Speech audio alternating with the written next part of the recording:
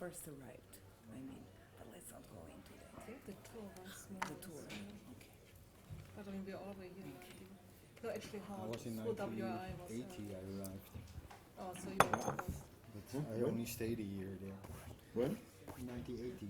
Okay, so really? you're Oh, well. Dobrodošli. we seated us for 10 years. Actually in the 70s I joined. Dobrodošli i dobrodošli. Šta, trebam pritisnuti nešto? Ok. Dobrodošli i dobrodošli na predposljednji razgovor u sklopu ovog susreta pod malo neobičnim nazivom koji je možda provokacija, zove se Stranci / volonteri. I prije nego što krenem, želim vas pozdraviti. Mislim da se skoro svi poznajemo ovdje. Ja se zovem Marina Škrabalo i ovdje zamjenjujem Gorana Božičevića, što isto tako ima neke veze sa poviješću i s nekim ulogama iz različitih prošlih života. Svime da je Goran trenutno mora ići na put u Brisel, što je isto tako bitno. I eto, ja ću tu ništa drugo nego evo samo se potruditi da dobro iskoristimo ovih sat vremena za razgovor. I ne znam da li možda bi imalo smisla da ja isto govorim na engleskom. Meni će biti tako lakše, zato što nam naši prijatelji, aktivisti će isto tako govoriti na engleskom, pa da sad nismo na dva jezika i da oni, bar u ovom prvom dijelu, ne trebaju imati slušalice. Molim? Tako je, zato što vi ćete svi govoriti na engleskom, znači kome god da treba, najbolje da uzmete sad odmah slušalice, jer će većinu vremena sve biti na engleskom. Dobro, dok se pokupe slušalice, ja ću nastaviti onda na hrvatskom, pa ću se prebaciti. Ja bih htjela evo samo možda dvije stvari uvodno reći. Prvo, da je za mene osobno, koja sam 90. imala 18 godina, da se je moj kontakt s antiratnom kampanjom bio posredovan preko ljudi kojima je bilo stalo do toga šta se događa ili što će se dogoditi u Hrvatskoj i okolnim zemljama, a koji nisu bili iz ovih zemalja. Meni je moja prijateljica iz Danske došla kod mene 92. preko ljeta zato što je išla raditi u Gašnice. I ja sam tako u pedagoškoj akademiji bio jedan veliki lonac i vam je tamo kuhao nekakvu veliku kašu vegetarijansku. Ja sam došla sa Julije da ju otpratim i ostala. I otišla s njom u Gašnice. Na sličan način se i ljeto sljedeće godine dogodilo da sam preko jednog skupa u Nizozemskoj se vratila u Zagreb, na kojem je pak posla neka ekipa s našeg fakulteta, moj tadašnji profesor Ivo Golštajn, valjda iz nekih razloga ovako trebalo otići na neki studentski skup. Vratila sam se nazad i pokucala se na vrata antiratne i tamo onda srela Aidu i Zorana Oštrića i druge ljude koji su me na neki način ubacili u tu mašinu, ali kažem da su ti moj prvi kontakti, ja sam puno lakše saznala za to da se u Gašnicima događa mirovni volonterski kamp preko Julije iz Danske, nego što sam mogla u tom trenutku saznati iz bilo kojeg medija u Hrvatskoj ili preko svojih vrlo tada svježih studentskih mreža sa mojih 19 godina. Jel? Tako da mi svi znamo koji smo ovdje, ne trebamo o tom govoriti, da je međunarodni mirovni pokret i mreže solidarnosti i interakcije osobne i aktivističke, da je ta mreža prožela cjelokupni mirovni aktivizam u našim zemljama i zato su te granice između toga što je naša povijest, a šta je povijest mirovnog aktivizma u Europi i svijetu, koja se onda isto tako izvrtila, izdogađala i na Balkanu, ja mislim da je to neodvojivo. Da je ta autohtonost onda naša zajednička autohtonost puno dužeg trajanja i zbog toga mi je malo neobičan taj naziv Stranci volonteri.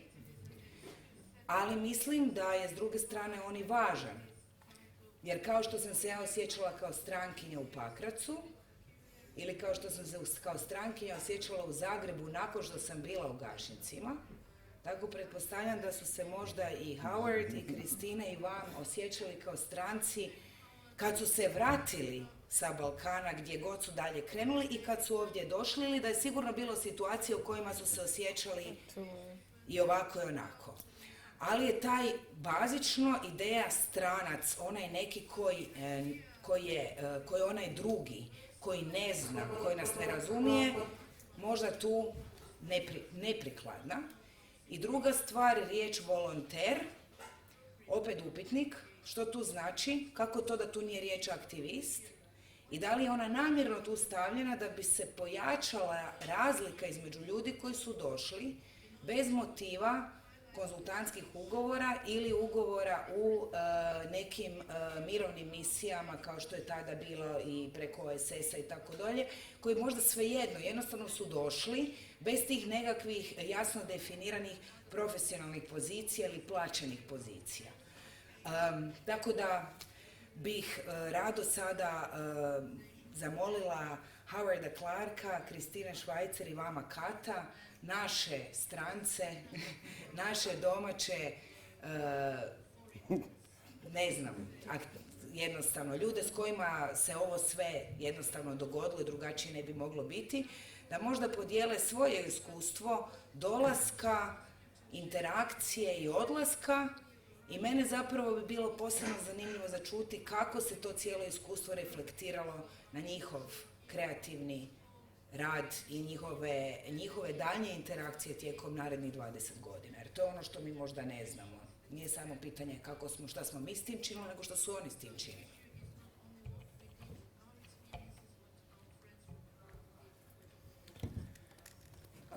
I'm going to speak in English, if you hadn't guessed. First time, I've always been given to wearing political t-shirts.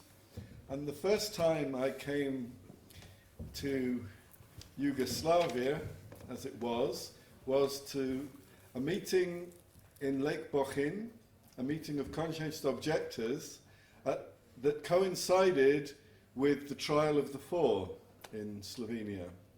And I had at that time a nice set of broken rifle t-shirts.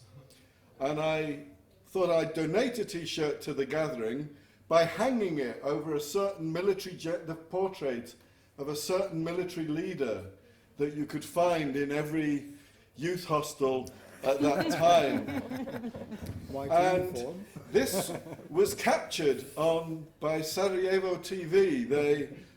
They focused in on this t-shirt with its broken rifle, the symbol of War Resisters International, and they peeled it off and revealed this desecration that I had committed. I am a culturally sensitive person, whatever you may think about my remarks about smoking. And I had consulted with Marko Hren as a typical citizen of Slovenia whether it would be okay for me to display this broken rifle in this portrait. He said yes. Well, after that, he went to Belgrade because the Belgrade Youth Federation needed to know what was this meeting where they did this atrocity in Bohin. And it was an anti-militarist meeting.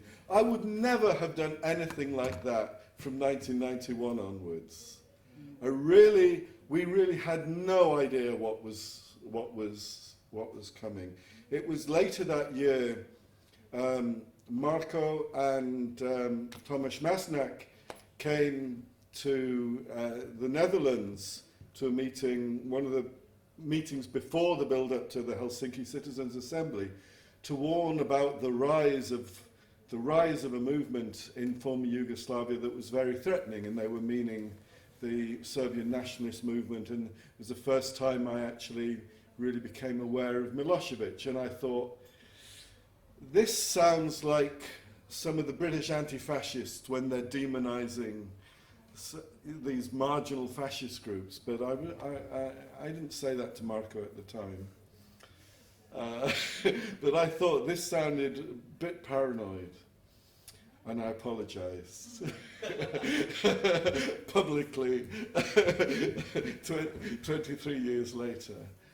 But of course, the signs were here for people who knew about the situation, who cared to read them. The problem was, for me working in the international peace movement, for people in the European peace movement, there was a lot going on in this period, 89, all the changes and so on, and a whole new security apparatus to come to face up to. And one of the things was that we didn't have we were used to wars that were brought about through the manipulation of a state. Or we were used to wars of liberation, just wars, more or less. They might degenerate, but basically wars by people who were oppressed and were fighting for justice.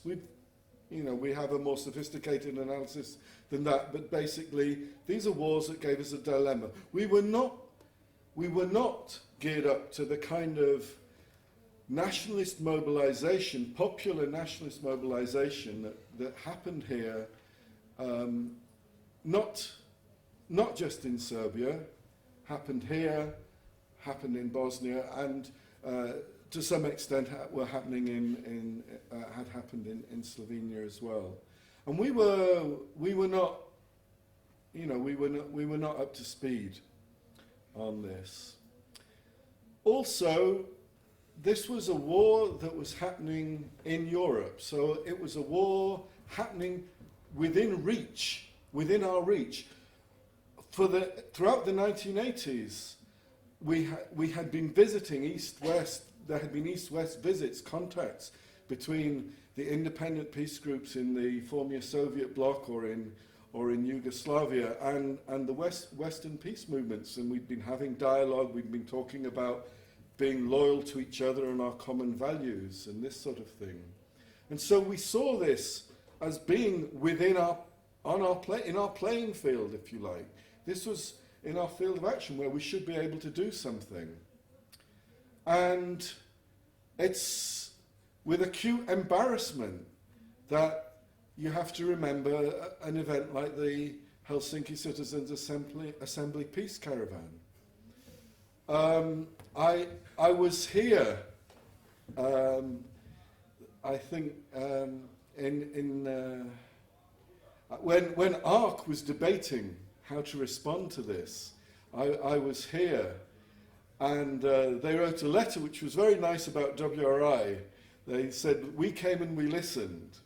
And the message to the Helsinki Citizens Assembly was that they had an idea that they thought was a good idea, and if the people who had been their partners, the people who they'd been trying to involve in the whole process, if they disagree with it, well, let's look for some other people who will agree with it. And this is a pattern that Paul called colonialism earlier on, and he's absolutely right. And it was repeated and repeated right through, and in fact, even in the post-war situations, there have been various colonial patterns repeated. And I mean, I'm glad that the organisation that I'm now chair of, I was then on the staff of, I'm glad we were exempted from that, and I think right that we should be, because we do, over the years, we have really done our best to work out a different way of working. But this attitude of colonialism and of treating your partners as instruments is extremely common, and it's something that a lot of people have taken advantage of, both from the situation. We were talking about the professionals in the NGO world and so on, but also, of course, in the international NGOs and in the people with an agenda. Looking forward, we're being asked to think about our outcomes. I edited this book that Christina's got a contribution in. It's on the theme of unarmed resistance and global solidarity. And in the introduction, I come up with a list. I actually shortened it because the list went on forever when I first wrote it, of complaints that local groups make about international organisations. There's a lot of theory written about transnational social movements, and very little of it, or actually next to nothing, is written from the perspective of the local groups who get incorporated into it. And I came out with, I reduced the list to 5, but all these happened with Croatia. You had visitors who raised expectations they could not meet. They made big promises. They offered funding for what they wanted to see done rather than what the local movement had already decided needed to be done. We've got this bright idea. Will you implement it? They mount projects to serve their own organisational needs rather than the people they're claiming to benefit. They lobby international bodies for what they think it's possible to achieve rather than for any of the demands formulated by those directly affected by an issue. One of the first pieces of cooperation I was involved with here was Żarko Pochowski drafted this Stop the War declaration in round about August 91, maybe September 91, which was calling for the de-recognition of the whole of Yugoslavia. Not the recognition of new states, the de-recognition, this moratorium situation, while other moves could be done that might prevent the war. And because of the problems in communicating between the different republics, all the signatures were, I was collecting the signatures in London for this. Now, none of the international body, your Helsinki Citizens Assembly, 1 or 2 people involved with that signed it, but they were not going to have anything to do with this. And really, this failure to take up what was being said by local groups was a huge thing. And then also, this is one that I especially like. It might be a bit hard for the interpreters, but we'll see.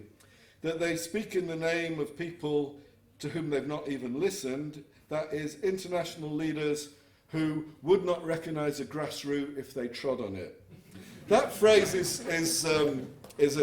from a friend of mine in New York who did it about a New York peace leader, and when I put it in the book, someone who was reading the manuscript said, "No, Howard, you can't do that. Everyone will know you're talking about Mary." I'm not saying which Mary, but some of you might guess. I said, "No, listen, this is a quote from someone else about someone else." I think we all know these leaders who can't recognise a grassroots anymore.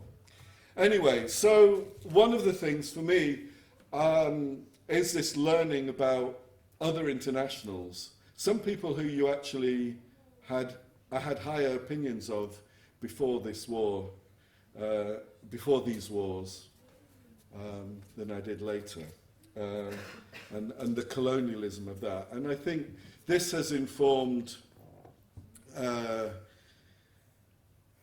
This was nothing new in a way, but it was certainly a real underlining of the message.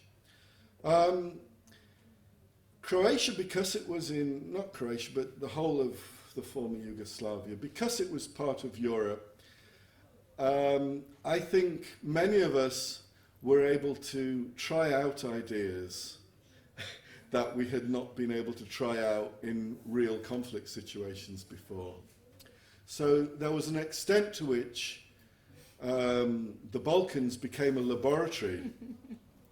We could come here. I mean, pity Eric isn't here. One of the arguments I had with Eric in Belgrade, Vesna Pesic has left now, so I can talk about this one. We were in the Centre for Anti-War Action in Belgrade, and some of the younger women were complaining about the hierarchical structure and stuff like this, and Eric began talking to them about how we organise with affinity groups that make decisions by consensus and blah, blah, blah. This whole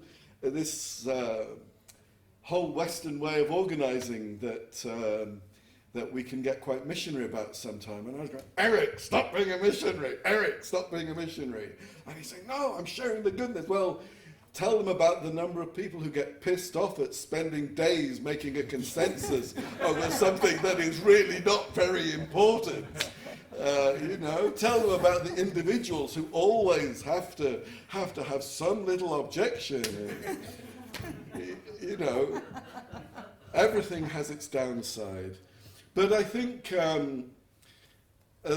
for one of the most important experiments for me that we did here was that Christine and I were both involved with from beginning to bloody end, was the Balkan Peace Team, which in Croatia was called Otvoreni Oči, which, now we never had more than 9 volunteers in the field at one time, yet there was this structure involving 3 international organizations, 11 national organizations, I don't know how many more, this huge structure supporting these 9 at a maximum volunteers. And why? It was because it was an incredible learning experience that we were having from the work that they were doing. The first team came to Croatia. They shared a flat with Ida for a while, and they came in the beginning of 1994 when Operation Storm and Operation Storm. Oystein was one of them.